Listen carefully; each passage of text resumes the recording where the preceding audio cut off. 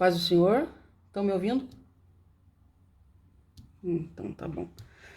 Bom, estamos agora no sexto princípio, que é faça o que fizer, faça-o com amor e dedicação. Aí temos o Eclesiastes 9:10.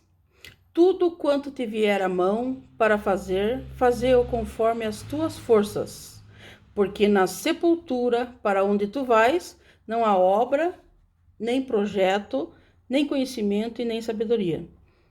Daí tem os outros versículos que eu achei pouco diferente, mas tem alguma coisa, né? O que as suas mãos tiverem que fazer, que o façam com toda a sua força, pois na sepultura, para onde você vai, não há atividade nem planejamento, não há conhecimento e nem sabedoria. Tudo quanto te vier à mão para fazer, faze-o conforme as tuas forças, porque no Seol, para onde tu vais, não há obra nem projeto, nem conhecimento, nem sabedoria alguma. E tem mais uma que é: tudo quanto te vier à mão para fazer, faze-o conforme as tuas forças, porque na sepultura para onde tu vais, não há obra, nem indústria, nem ciência, nem sabedoria. Então, aquelas coisas que nós enchemos na nossa agenda não estarão presentes na cova, de modo que devemos aproveitar ao máximo as oportunidades de agora. Ou seja, não adianta nada a gente se encher de conhecimento, fazer vários cursos, de repente guardar, não usar na obra, não usar para a gente chamar mais pessoas para a igreja, mais pessoas para o nosso... que nós estamos fazendo agora, o nosso objetivo, né? E daí, aquelas coisas, tudo que você enche na agenda hoje não estarão presentes na cova. O dia que você for embora, vai embora. De modo que devemos aproveitar ao máximo as oportunidades agora. Então, se a gente vê uma pessoa que está meio perdida, a gente vai lá, aconselha para ir para aceitar Jesus, conversa, apresenta Jesus conforme como é que ele é, o que ele muda na vida da gente. Que tem muita gente que está meio perdido, não sabe nem o porquê seguir Jesus. Só sabe que ele morreu na cruz e não sabe mais nada, né? Então a gente tem que usar da Bíblia, conversar com a pessoa e dizer para ela o que ela tem que fazer, como é que ela tem que agir e explicar quem é Jesus e dar o primeiro passo para a pessoa sempre se encaminhar e dar tudo certo, né? Então o pregador não tinha o mesmo conceito, pelo que ele falou nesse versículo, ele não tinha o mesmo conceito da vida depois da morte que nós, como cristãos, temos. A existência na sepultura era considerada sombria. Acredita-se que tanto os justos quanto os perversos iam para a sepultura, com projetos que nunca saíram do papel. Na verdade, isso não aconteceu porque as pessoas não viveram com amor a vida que tinham pela frente. A vida é um dom de Deus. Nós temos que viver de uma maneira intensa e com paixão a cada segundo e a cada momento. Se vivermos assim, iremos nos realizar. Lembre-se de que a Bíblia é uma fonte inesgotável de sabedoria. Então, tudo quanto te vier à mão para fazer refere-se às obras que são possíveis. Existem diferenças, coisas que vêm ao nosso coração para fazermos e que nunca faremos. Tudo bem que elas estejam em nosso coração, mas se desejamos ser eminentemente úteis, não devemos nos contentar com formular planos em nossa mente e o conversar sobre eles. Temos de fazer tudo quanto nos vier à mão para fazer. Esse vir a mão para fazer é conversar com as pessoas, mostrar o caminho, dizer qual que é o certo. Porque hoje eu observo que tem muita gente perdida e não tem nem ideia do quanto é viver no nosso lado, da maneira que nós sabemos, que nós conversamos com Deus, escutamos Ele, oramos e somos respondidos pelas nossas orações. É difícil uma oração que você faça que Ele não aceite, a não ser que a gente esteja errado na oração, ou que a gente peça para a vida de uma pessoa, mas essa vida realmente está na hora dela ir embora. Então não adianta a gente forçar, ir lá e pedir, se na realidade Deus quer que ela vá embora. Então a gente não pode também ser egoísta. Temos que saber o limite da nossa oração. Uma boa realização vale mais do que milhares de teorias brilhantes. Não esperamos por grandes oportunidades ou tipos diferentes de trabalho. Antes, façamos apenas as coisas que nos vêm à mão, dia após dia. Não temos outro tempo para vivermos. O passado já se foi, o futuro ainda não chegou e temos apenas o presente que viveremos.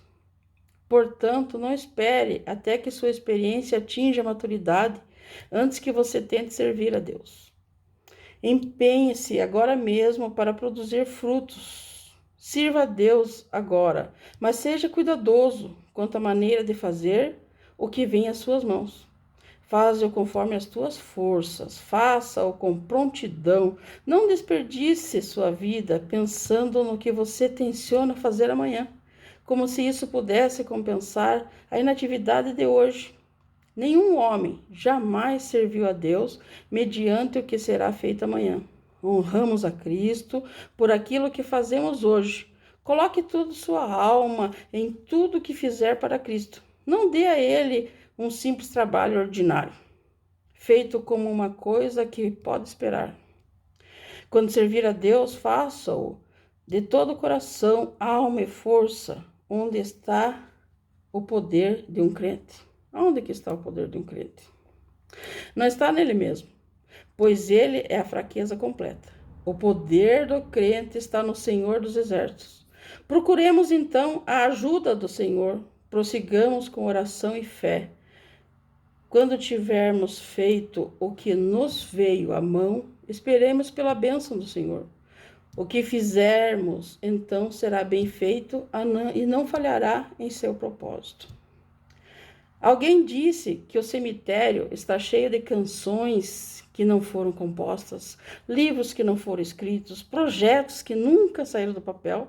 Na verdade, isso aconteceu porque as pessoas não viveram com amor a vida que tinham pela frente. A vida é um dom de Deus. Nós temos que viver de uma maneira intensa e com paixão a cada segundo e a cada momento. Se vivermos assim, iremos nos realizar. Lembrem-se de que a Bíblia é uma fonte inesgotável de sabedoria. Queremos ter alguma medida de controle. Queremos nós mesmos estabelecer todas as probabilidades. Salomão sabe que os resultados não são previsíveis por nenhum dos que vivem embaixo do sol. Os resultados de todos os nossos esforços estão completamente nas mãos de Deus. A morte chega de repente. Portanto, trabalhe como se essa noite estivesse chegando, porque ela está. Este célebre livro de Eclesiastes inicia sua história declarando que tudo neste mundo é fútil. Se esta declaração fosse pronunciada por um homem pobre, poder-se-ia chamá-lo de leviano, mas adivinha de um homem que tudo possuía, de um homem a quem de nada faltava. Se torna uma máxima verdadeira. Salomão reflete filosoficamente sobre o significado de existência sem Deus. O resultado dessa reflexão tem sua expressão na sentença sempre citada que diz: tudo é vaidade. Salomão chegou à seguinte conclusão: sem a bênção de Deus, sabedoria, posição e riquezas não satisfazem, muito pelo contrário, trazem cansaço e decepção. Não é um livro fácil de ensinar, não sei até onde é papel de um mestre torná-lo palatável ou se o papel dele na revelação é deixar um sentimento de inadequação naqueles que os escutam.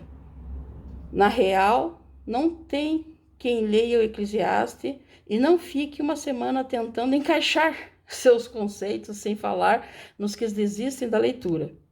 Na dúvida, tema a Deus para que um raio não caia na sua cabeça em algum tempo lá na frente.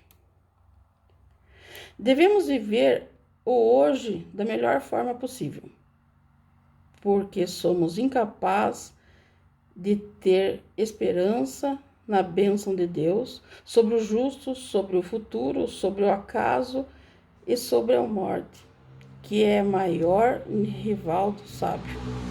até porque esse sábio tinha muita competência em conseguir tudo o que queria, bens e prazer, mas esbarrou na sua limitação como homem.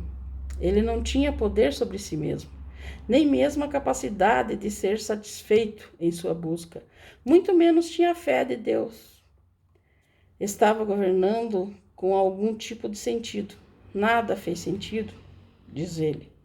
Por isso não consigo ver o livro como um fim em si mesmo, e sim como uma grande pergunta sobre a vida, na qual o restante da Bíblia complementa com sua resposta divina.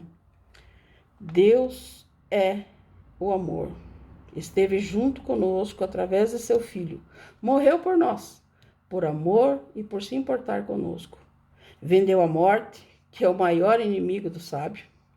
Nos deu a certeza da vida eterna e da ressurreição.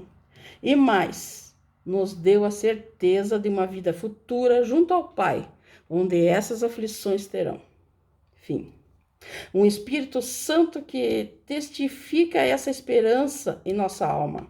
E assim hoje podemos falar não com palavras de sabedoria, mas com palavras que o Espírito Santo nos revela. Lá vai eu de novo, retirando o peso do Eclesiastes, porque não há quem o leia, que não fique mediativo e um pouco moribundo. A vida é cheia de dificuldades e perplexidades, e há muita coisa que ninguém pode entender. Quanto mais controlar do ponto de vista humano, é tudo sem sentido e tolice, mas a vida é uma dádiva do Senhor a nós.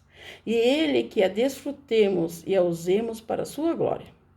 Então, em vez de reclamar daquilo que você tem, comece a agradecer a Deus por aquilo que você tem e fique satisfeito. Os antigos judeus iam Eclesiastes na festa dos... Eles sempre liam, né? Eclesiastes na festa dos tabernáculos. Um alegre festival da colheita realizada no outono. Isso se encaixa com o que Salomão escreveu. Para o homem, não existe nada melhor do que comer, beber e encontrar prazer em seu trabalho. E vi que isso também vem da mão de Deus. Eclesiastes 2:24. Até o apóstolo Paulo, que dificilmente poderia ser considerado um hedonista, diz que Deus de tudo nos provê ricamente para nossa satisfação. 1 Timóteo 6,17. O livro de Eclesiastes contém uma mensagem para a criação fiel que quer servir ao Senhor e ter uma mensagem para o cristão fiel que quer servir ao Senhor e ter uma vida plena em Jesus Cristo. Salomão escreveu: não enterre a sua cabeça na areia, fingindo que os problemas não existem, porque eles existem. Então, encare a vida com honestidade, mas olhe para ela da perspectiva de Deus. A filosofia humana falhará, uso e sabedoria dada por Deus. Mas não espere resolver todos os problemas ou responder a todas as perguntas. O importante é obedecer à vontade do Senhor e desfrutar de tudo o que Ele nos proporciona. Lembre-se, a morte está vindo. Esteja pronto. A vida sem Deus é inútil. É correr atrás do vento. Eclesiastes 1:14. Mas quando conhecemos Cristo pessoalmente e vivemos para Ele de modo fiel, experimentamos a alegria plena de sua presença, um eterno prazer à sua direita. Salmo 16:11. Eclesiastes e seu escritor Salomão podem ser mais compreendidos se considerarmos as linhas finais do livro. Aqui está a conclusão. Tema Deus, se guarda os seus mandamentos, pois isso é o essencial para o homem, pois Deus tratará o julgamento tudo o que foi feito, inclusive tudo o que está escondido, seja bom ou seja mal. Eclesiastes 12, do capítulo 12, 13 e 14. Essa história deve ser lida com o fim em mente. Sempre ter o fim do Eclesiastes em mente. Precisamos ler Eclesiastes levando em conta o propósito desse livro. Assim como tendo o nosso propósito para o julgamento final. Salomão introduz essa ideia ao longo do caminho. Deus julgará a ambos, pois há um tempo para todo propósito, um tempo para tudo o que acontece. Eclesiastes 3:17. Alegre-se, jovem na sua mocidade, seja feliz o seu coração nos dias da sua juventude. Siga por onde seu coração andar, até onde a sua vista alcançar, mas saiba que, por todas essas coisas, Deus atrará julgamento. Eclesiastes 11:9. As pessoas podem aparentemente saírem ilesas com seus pecados. Eclesiastes 8:11. Mas eles, por fim, serão expostos e devidamente julgados. Aqueles que não confiaram no Senhor Jesus Cristo estarão condenados para sempre. Por 6 vezes em seu discurso, Salomão nos diz para aproveitarmos a vida enquanto podemos, mas em nenhum momento nos aconselha a desfrutar do inferno. Conheça Jesus Cristo como seu Salvador. Seus pecados já foram julgados da cruz. Agora já não há condenação para os que estão em Cristo Jesus. Romanos 8:1. João 5:24. Mas se alguém morrer, nunca tendo confiado em Cristo, terá de enfrentar seu julgamento em seu trono e estará perdido para sempre. Apocalipse 20:11-15. A vida vale a pena? Sim, se estiver realmente sendo vivida pela fé em Jesus Cristo. Só então haverá satisfação, não importando o que Deus permita acontecer. Quem tem filho tem a vida. Quem não tem o Filho de Deus não tem a vida. 1 João 5:12. Você pode receber a vida em Cristo e ficar satisfeito. Seja transformado hoje. Aceite Jesus. Quem ainda não aceitou, ou quem acha que aceitou, que às vezes você pensa que aceitou, mas tem alguma coisa que você ainda não está percebendo como fazer, o que fazer. Pergunte a alguém, para um cristão, sempre quando ele vir falar de Cristo para você, pergunte exatamente quem é, quem ele foi, o que ele faz, como orar. Tem muita gente que não sabe como orar, como pedir. E muitas vezes tem gente que dobra o joelho, ora e fica orando por horas, até 4, 5 horas orando sem cessar. Mas daí quando termina de orar, ele pega e vai embora, e esquece de escutar o que Deus vai lhe falar. Então, para nós, a Bíblia é a fórmula do sucesso. Esteja consciente de quem você é e elimine as coisas negativas em sua vida. Espere o melhor de si, mesmo e dos outros. E é isso aí, pastor.